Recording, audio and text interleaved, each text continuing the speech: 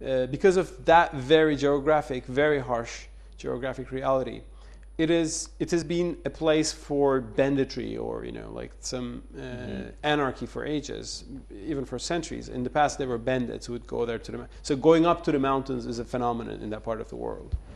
Now, in the modern age, this turned into PKK. So PKK, even in Turkish mountains, they can use there are places they can use that you would never know. But now their base in the Kandil Mountains in North Iraq, it's just near the border, a little south, south of border from Turkey, but next to Iran.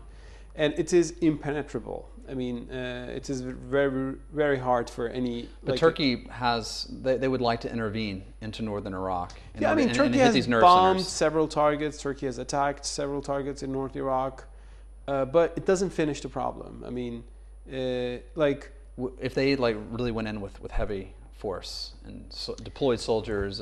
Turkey has done this many times. And the thing is, this is an organization with popular base. So for every PKK terrorist that you kill, there's another one coming out. His nephew wants to take his revenge from the village in Diyarbakir. So Turkey has eliminated, to use a term that Turkish military uses, more than 30,000 PKK guerrillas over the years from the 80s.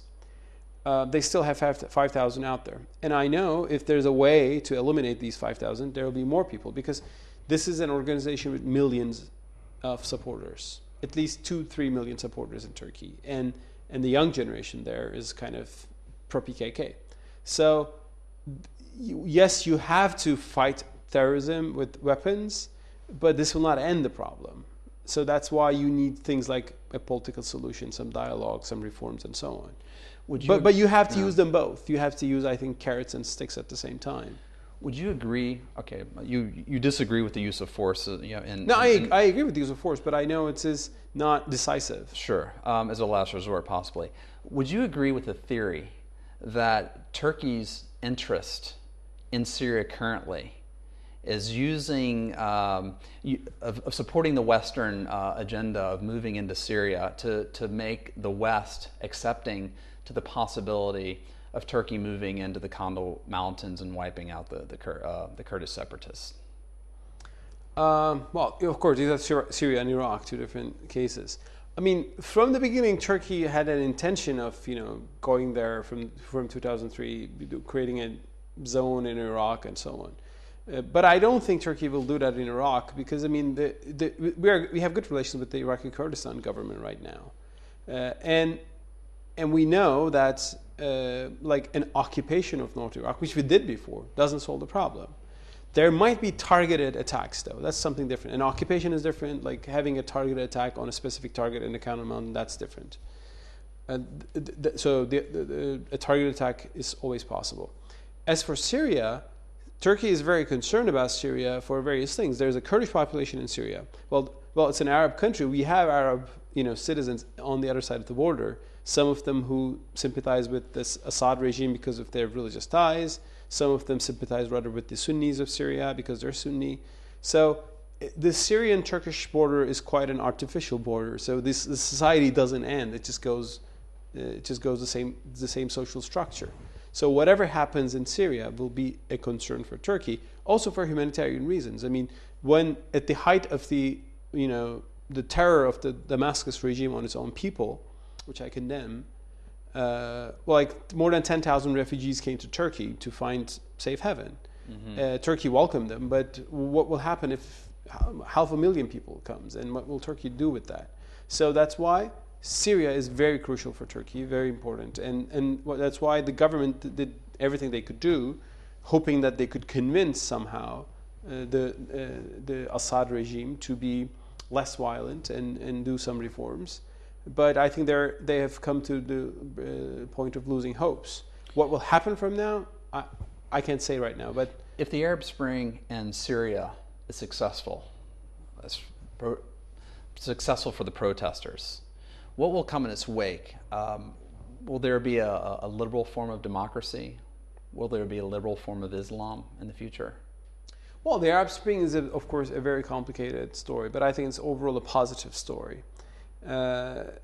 Two countries emerged with a positive outcome, Tunisia and Egypt. Now, in Libya, there's still chaos and internal strife. And in Syria, we know it's a lot of, like the government is oppressing innocent, non-violent protesters. But if in Tunisia and in Egypt, and Egypt is a very important country for the Arab world, if there can emerge a democratic system, a multi-party system, in which all groups, including the Islamic groups, accept to become, partners, accept to become players in the democratic game, I think that will be a really, really important step for democracy in the whole region. And I think there are prospects for it. I think the success of the AKP in Turkey has taught the Islamic groups in Egypt, at least the more moderate wing of the Islamic groups in Egypt and Tunis, that while you don't have to aspire for a theocratic regime, you can want a democracy, you can ask for a democracy, and you can be a part of it, and you can gain from it, and you can benefit from it. That's why actually in Egypt now, actually there was a declaration this week, one of the senior members of the Muslim Brotherhood in Egypt said they will form a party now with the same name, Justice and Development Party, and with the same program as the AKP in Turkey. And there's already a Justice and Development Party in Morocco, for example, another country in the region. So I think now with the Arab Spring, we are seeing the prospects for a more democratic future. And in this democratic future, of course, even liberalism will be discussed, because now more and more people are speaking about the language of freedom, individual rights, individual choice. These have been internalized to a great extent by the Islamic pious in Turkey right now. And I think it's making inroads to other cultures in the region. This is a very long process, but I think we have turned a page with the Arab Spring, and it's been a good thing for the region. So after the Arab Spring, what will Turkey's place in the region be like? Will it be in a more prominent position? I think Turkey's influence and its soft power, which is very much the Turkish now idea of the government, will increase with the Arab Spring, because the people who will come to power in places like Tunisia or Egypt will be people probably who are more sympathetic to the AKP experience than Hosni Mubarak or Ben Ali was. They have better ties with the AKP government. Plus, the Middle East was haunted by these secular dictators versus radical Islamic groups, both authoritarian in their mind, and this vicious cycle. I call them the two extremes that haunted the Muslim world. And I'm speaking of Islam without these extremes, beyond these extremes, which is an Islam which is compatible with a peaceful democratic culture, even a liberal culture. This will be a pious Islam. It will be conservative morally, of course, but it can also coexist with the secular people, or it can coexist with non-Muslims in their societies as equal citizens. This is not impossible. I mean, the Ottoman Empire even gave an example of this in the late 19th century. And I think right now with the Arab Spring, the Arabs are beginning to discuss these issues, and they're looking at Turkey as a successful example that they can get ideas from. Okay.